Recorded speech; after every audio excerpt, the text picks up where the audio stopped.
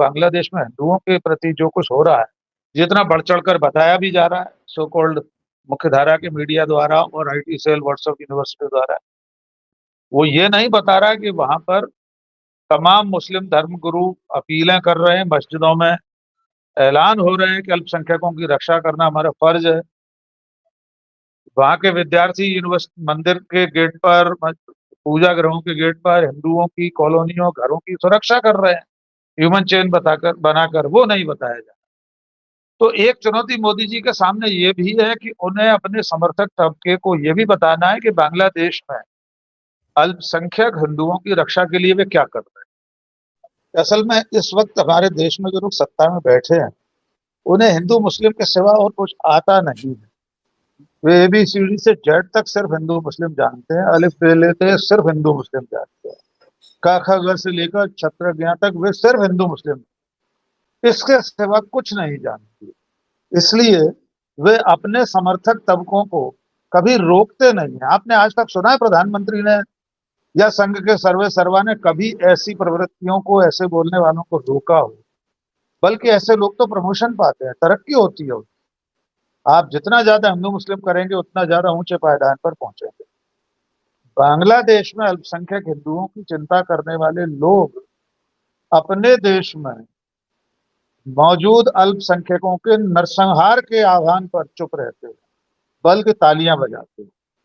बड़े बड़े तथाकथित साधु, क्या क्या नाम है उनके, नाम भी हम नहीं लेना चाहते, जो मुसलमानों के नरसंहार की बात करते हैं और कानून हाथ पर हाथ धरे बैठा रहता है। आज वे दूसरे देश में हिंदुओं के साथ हो रहे अत्याचार पर चिंतित हैं। ये उनका दोगलापन है।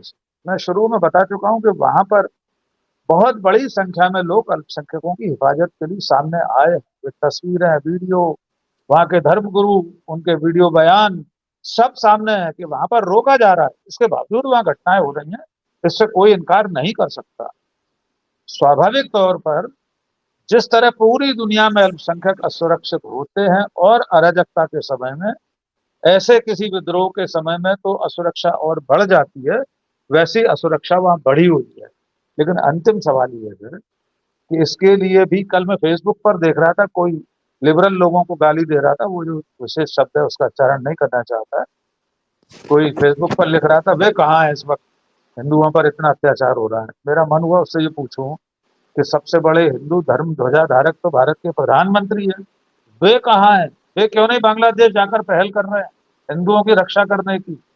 वे क्यों नहीं सीमाएं खोल देते हैं? आपका तो सीए एनआरसी इसी के लिए है।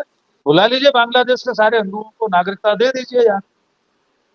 वे कहाँ हैं जो 3 दिन में सेना से ज्यादा बड़ी पलटन तैयार करने का दावा करते हैं, खाकी हाफ पैंट वाले? वे क्यों नहीं रक्षा के लिए चले जाते बांग्लादेश सीमा के उस पार? तो लिबरलों से ही अब भी यही उम्मीद करोगे कि हम वहां रक्षा करने जाएं? हम तो तैयार हैं जाने के लिए, पर एक बार अपनी सरकार से तो पूछ लो वो क्या कर रही है। क्या सचमुच भारत सरकार ने उसके लिए कोई पहल की है? अभी हेमंत सर ने 1971 का जिक्र किया, इंदिरा गांधी ने क्या किया था, इतिहास में दर्ज है। 1 करोड़ बांग्लादेशियों को भारत की नागरिकता दी थी बिना किसी शोर शराबे। 1 करोड़ लोग नागरिक हैं, वहां से आए हुए विस्थापित हिंदू, मुसलमान भी है उसमें। लेकिन आज हमारी सरकार क्या कर रही है? जो 56 इंची विश्व गुरु, उनकी तो कोई भूमिका ही पता नहीं चल रही है। वे तो एक मैसेज का इंतजार कर रहे हैं कि अचानक एक संदेश मिला तो हमने सुरक्षा दे दी उनको आने के लिए। सारी एजेंसियां नाकाम रही है इस विषय में। और सबसे बड़ा खतरा, बिल्कुल ठीक कहा, कि हम चारों तरफ से घिर चुके हैं। हिंदी फिल्मों की का एक बहुत जाना पहचाना डायलॉग होता है ना, पुलिस ने तुम्हें चारों तरफ से घेर लिया है। तो हम कह सकते हैं चाइना ने हमें चारों तरफ से घेर लिया है। हिंद महासागर में हमारी मैपिंग कर रहे हैं चीन के जंगी जहाज समुद्र में घूमते हुए। वे उस इलाके तक प्रवेश कर चुके हैं जहां आने की उनको इजाजत नहीं है। हमारी तरफ से कोई रोक टोक नहीं। ये राष्ट्रीय सुरक्षा का विषय है, देश की अस्मिता का सवाल है, लेकिन सरकार इस पर मौन है। फिर वो चुनौती आएगी कि उन्हें अपने हितैषी, अपने गरीब धन्ना सेठों के कारोबारी हितों की रक्षा उस नई सरकार में कैसे करना है। ये कई चीजें जो अभी धीरे धीरे समय बीतने के साथ सामने आएंगी। लेकिन कुल मिलाकर हमारे देश के आसपास चौतरफा जो असंतोष है, पहले श्रीलंका में, नेपाल में, म्यांमार में, अब बांग्लादेश में और पाकिस्तान, तो स्थायी असंतोष का ज्वालामुखी है, वहां तो सुलगता ही रहता है संतोष। तो हमारे आस पड़ोस का ये माहौल हमारे लिए भी अच्छा नहीं। यद्यपि कुछ लोगों ने इस तरह के बयान देना शुरू कर दिए हैं। मध्य प्रदेश में भूतपूर्व मंत्री हैं सज्जन वर्मा, उन्होंने कह दिया अब हिंदुस्तान की जनता भी एक दिन मोदी जी के घर में घुस जाएगी। हमें उस एक्सटेंट तक नहीं जाना चाहिए।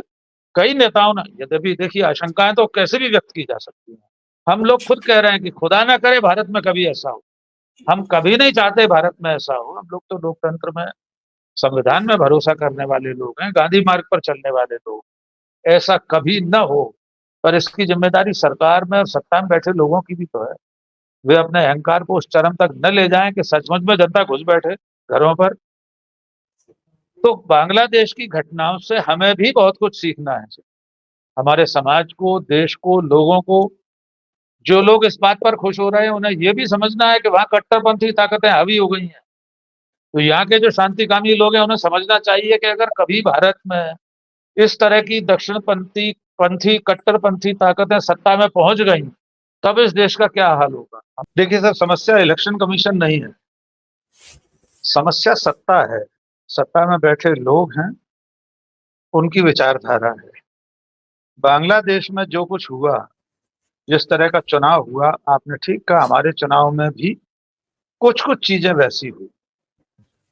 हमारे देश के चुनाव में अभी जो मई जून में हुआ लोकसभा का चुनाव, किस तरह लेवल प्लेइंग फील्ड नहीं था, अब ये कोई छुपी हुई बात नहीं। विपक्ष के दो मुख्यमंत्री जेलों में थे। विपक्ष की सबसे बड़ी पार्टी के खाते सीज थे, फ्रीज थे। उसके पास टिकट बनाने के, रेलवे और हवाई जहाज के टिकट अपने नेताओं के बनाने के लिए पैसे नहीं थे। होर्डिंग बैनर लगाने के लिए उसके पास पैसे नहीं थे। सरकारी और संवैधानिक जितनी संस्थाएं हो सकती हैं, चुनाव आयोग, ईडी, सीबीआई, आईटी, एनआईए, सब इस चुनाव में सत्ताधारी पार्टी के घटक दल के रूप में काम कर रही है। ठीक है, बांग्लादेश की तरह बहुत बड़ी संख्या में विपक्ष के लोग चुनाव में नहीं उतरे, ऐसा नहीं। वो विपक्ष के लोग चुनाव लड़े, इसीलिए इतनी सीटें विपक्ष के लोगों को भारत में मिली। लेकिन जिस तरह की एकाधिकार वाली सत्ता हसीना वाजेद वहां चला रही थी, शेख हसीना, लगभग वैसा ही हमारे देश में हुआ। संयोग से हमारे देश का ये सौभाग्य है कि विपक्ष मजबूत संख्या के साथ आज की तारीख में सदन में पहुंच गया। तो जिस असंतोष को वहां कोई प्रॉपर गाइड करने वाला नहीं था बांग्लादेश में, जिस असंतोष को हिंसक होने से रोकने वाला कोई मजबूत विपक्ष नहीं था, या विपक्ष था भी तो वो चाहता था इस तरह की अराजकता। हमारे देश का सौभाग्य ये है कि जनाक्रोश को, लोगों के असंतोष को, लोगों की आशाओं अपेक्षाओं को स्वर देने के लिए एक सबल प्रबल विपक्ष मौजूद है। आज देश में विपक्ष का नेता क्या काम कर रहा है? लीडर ऑफ अपोजिशन, वो एक शैडो प्राइम मिनिस्टर के रूप में मौजूद है। वो लोगों के दुख दर्द में उनका हालचाल जानने के लिए, मरहम लगाने के लिए 3 बार मणिपुर जाता है। वो हाथरस जाता है, भगदड़ में मौत होती है 125 लोगों की तब। वो वायनाड जाता है अपने भूतपूर्व संसदीय क्षेत्र में। वो ऐसा कोई मुद्दा नहीं छोड़ता, वो ऐसे एक भी तबके को नहीं छोड़ता जिसके मन में कुछ कहने को है और उसे वो न सुने। तो कम से कम इस वक्त भारत का नेता प्रतिपक्ष राहुल गांधी और विपक्ष, तमाम सारे नेता, अखिलेश यादव, तेजस्वी यादव, महुआ मोइत्रा, बहुत सारे लोग जो जन असंतोष को शेप देने का काम कर रहे हैं और लोकतांत्रिक तरीके से लोगों की बात को सुन रहे हैं। ये सुनते रहना ही तो लोकतंत्र में पर्याप्त है। बांग्लादेश में कोई सुनने वाला नहीं था। एक तरफा फैसला सुना दिया कि 30% का आरक्षण होगा मुक्ति वाहिनी के लोगों का, उनके उत्तराधिकारियों का, और उसके बाद जब सड़कों पर आंदोलन करने उतरे तो उन्हें रजाकार बता दिया, आतंकवादी, देशद्रोही बता दिया। हमारे देश में भी सत्ता यही बर्ताव कर रही है पिछले कई सालों से। जितने भी लोगों ने आंदोलन किए हैं, चाहे वो किसान हो, मजदूर हो, विद्यार्थी हो, सबको खालिस्तानी, पाकिस्तानी, देशद्रोही, विदेशी फंडिंग से काम करने वाले वगैरह वगैरह टुकड़े टुकड़े गैंग, प्रधानमंत्री तक ने इन शब्दों का इस्तेमाल किया है। लेकिन इसके बावजूद हमारे देश में इस तरह की कोई आशंका इसलिए नहीं है कि विपक्ष ऐसी किसी मंशा को नहीं रखता। कोई राहुल गांधी, कोई तेजस्वी यादव, कोई अखिलेश यादव, कोई स्टालिन, कोई अरविंद केजरीवाल कभी नहीं चाहेगा कि हमारे देश में इस तरह की बगावत हो, इस तरह का जन विद्रोह हो कि लोग प्रधानमंत्री के घर पर कब्जा कर लें। कोई कभी नहीं चाहेगा कि हमारे राष्ट्रपिता की मूर्ति वैसे तोड़ दी जाए जैसे बंग बंधु की वहां तोड़ दी गई। इसलिए जब तक ये सेफ्टी वॉल्व हमारे समाज में काम कर रहे हैं, और सिर्फ विपक्षी दल नहीं, सब और भी बहुत सारी ताकतें हैं जिसमें जो जन आंदोलन वाले लोग हैं, नॉन पॉलिटिकल एनजीओ कह सकते हैं उन्हें, पत्रकारिता में बहुत बड़ा एक तबका है जो लोगों के असंतोष को आवाज देने का काम कर रहा है। और जब ये प्रेशर कुकर की तरह उसकी सीटी में से गैस निकल जाती है तो प्रेशर कुकर फटता नहीं, वहां पर सीटी में से गैस निकलने का मौका नहीं मिला, इसलिए प्रेशर कुकर फट पड़ा।